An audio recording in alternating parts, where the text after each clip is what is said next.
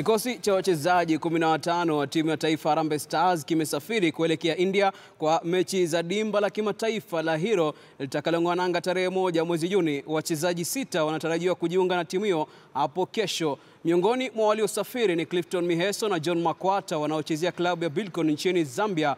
Mkufunzi Sebastian Minye amewajumuisha kina Timothy Otieno, Bernardo Chieng, Patila Omoto na Dennis Odhiambo kuchukua pahala pa wachezaji wa Gor Mahia waliojiondoa kutokana na majukumu ya klabu. Kenya itachuana na New Zealand tarehe 2 mwezi Juni kabla ya kupambana na wenyeji India, kisha umalizane udhia na Chinese Taipei tarehe 8.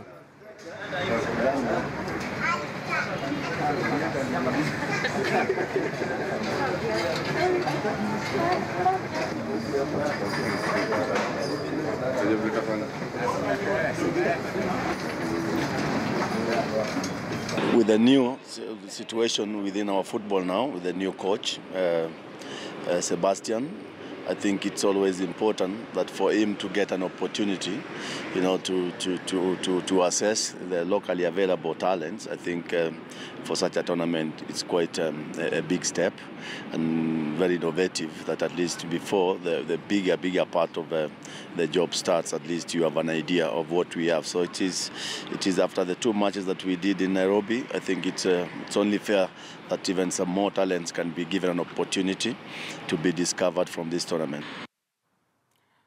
Tukisalia humu nchini, timu ya mchezo wa lacrosse ya shule ya upili ya Nangili kutoka kaunti ya Kakamega inapania kuwa timu ya kwanza kutoka Kenya kushinda kombe la dunia la chipukizi katika mchezo huo. Mashindano hayo yataandaliwa nchini Canada mwezi Agosti mwakani.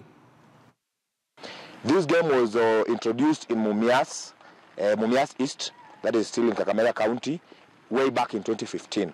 Moi Girls Nangili is one of the teams that is making the composite team that is going to make the under-19 Kenya national team that is going to participate in the World Championship to take place in Canada. This game, it is new, it is still being put in process, and the main reason as to why we are showcasing this game is that we are looking forward to this game being put under the Kenya Secondary Sports Association Championship. Went there. The game was meant to be the East Africa High School Championship, which we represented Kenya, and we played at least well.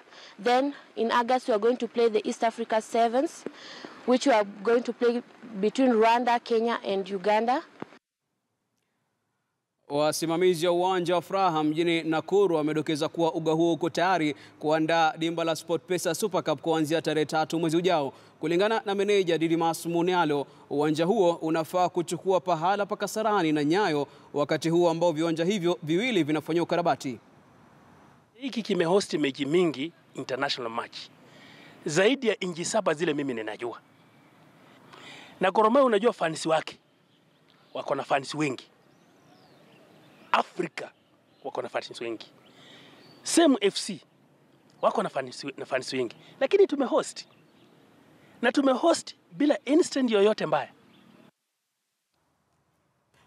Na mshindi wa dimba hilo atachaki kibindoni shilingi milioni 3. Mashirima, huu mchezo wa lacrosse unanikumbusha shishishi ama chishi. Shishishi?